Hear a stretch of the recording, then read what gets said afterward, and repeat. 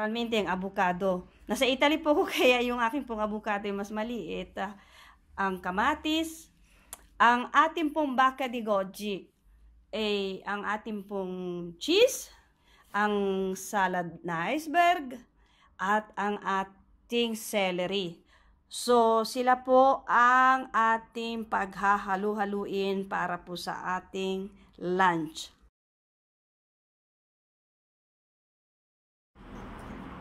Ito po yung ating insalatang iceberg, yan, hinugasan na natin siya, yung ating celery, ang ating pong, ito po ay yung cheese na mabibili nyo sa, sa Pilipinas, kasi ito po yung Holland cheese, ito po yung paborito ko nung ako'y bata pa during solo ng season ng Christmas, ang ating pong sibuyas, ito po ay ang ating pepe, ito po yung ating lemon, at saka po asin. Kalahating kutsaritang asin at saka isang lemon na piniga.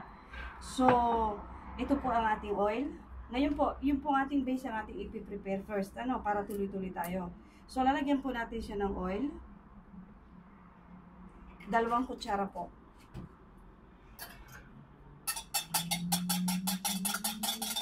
And, gagawa po tayo ng cream.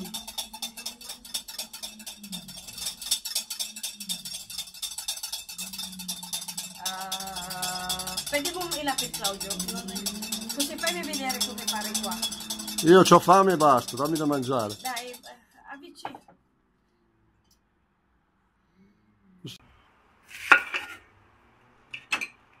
Gumulong ang aking avocados.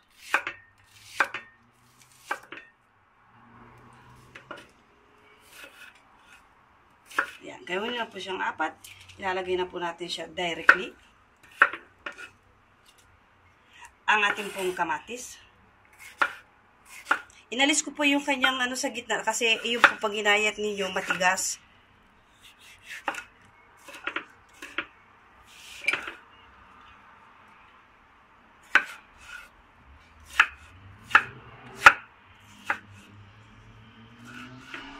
Yan.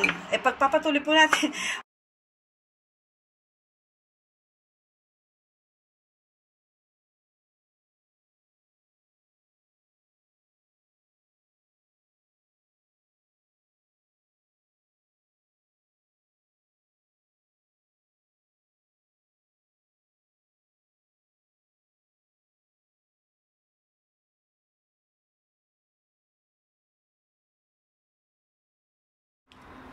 Ngayon po, gagaya natin yung ating cheese.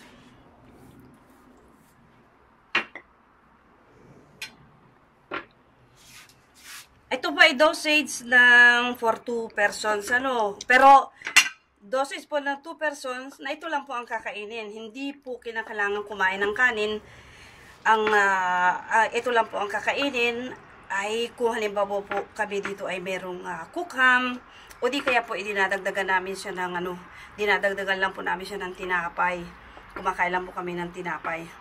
So, ngayon po meron pong nangangalat na kamay ang aking video man, humihingi na 1 piraso ng cheese dahil gutom na raw siya.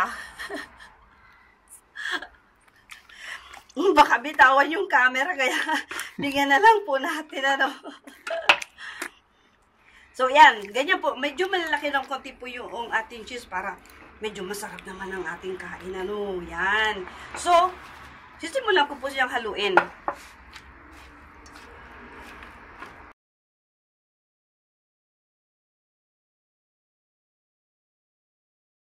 Okay, ngayon po simulan natin yung paggagayat ng ating salad ng iceberg. Ganito lang po. Kasi good for 2 persons lang po to. Ilan po natin siya ng ganyang kaliliit. Malutong po itong itong salad na ito. Kaya po hindi po mahirap nating kainin sa atin. Yan, lalagyan na lang po natin ulit siya sa ating lalagyan. Ganun lang po siya kasimple.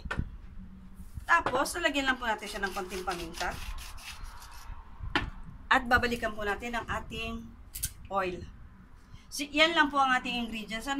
Hindi po ako naglalagay ng asin dahil po yung ating isasamahan mamaya na first mix ng avocado salad ay kumpleto na po siya. May asin, paminta.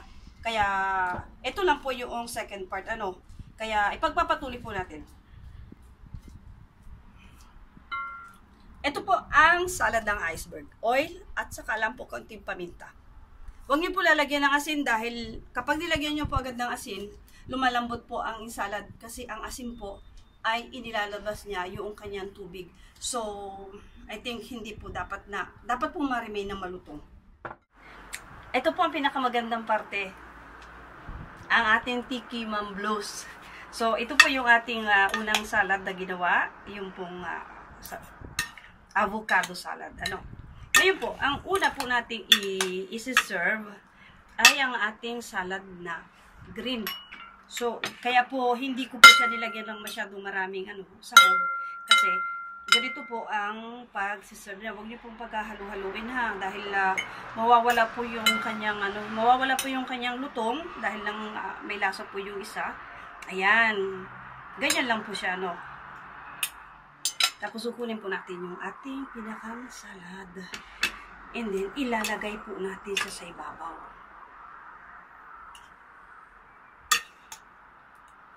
Ayan. Nakita niyo po siya. Di po ba mas maganda siya at sabihin natin na mas chic. Sabihin po natin ang term na very chic ng ating salad. Ayan, nakita niyo po siya, Spain lunch today. Nandito po kami sa balkon dahil dito po pag summer ay mas prefer namin sa labas ang kumain. Ayan, ang aking pong cameraman, hindi nakatiis. Kinuha na po yung aking plato. Kinuha na po yung aking salad sa aking plato. So, isi-serve ko na rin po yung sa kanya para hindi na manggulo. Pwede rin po gamitin isang kamay lang. Kukunin nyo lang po yung kutsara sa ilalim. Tapos, isi-serve nyo lang po siya. Dahil pangkaraniwan po ay ganito kung paano mag-serve salad. Kutsara sa ilalim, tinidor sa ibabaw. And then, ito pong ating final salad na ilalagay natin sa ibabaw. Ilalagay natin din po sa ibabaw ng kanyang plate. Ayan. So, ang lunch po namin today ay ang avocado salad with melon. Yan. With melon po. Kaya po, pero ngayon po, wari ko ay ang Tiki Mam Blues natin ay ang aking pong cameraman, Claudio. How is it? Is it good? Good. Okay. Thank you. So, ang kamatis, malasa po. At saka po yung yung avocado. Kita niyo po yung kanya pong goji,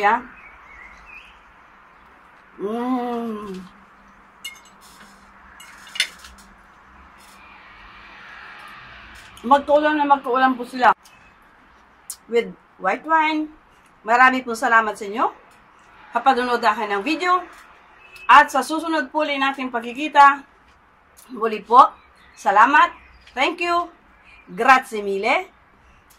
At atin pong ipagpapatuloy ang paggagawa ng iba't ibang salad during this period of summer. So, thank you and bye-bye. See you on my next video. Thank you very much po ng maraming sa inyo.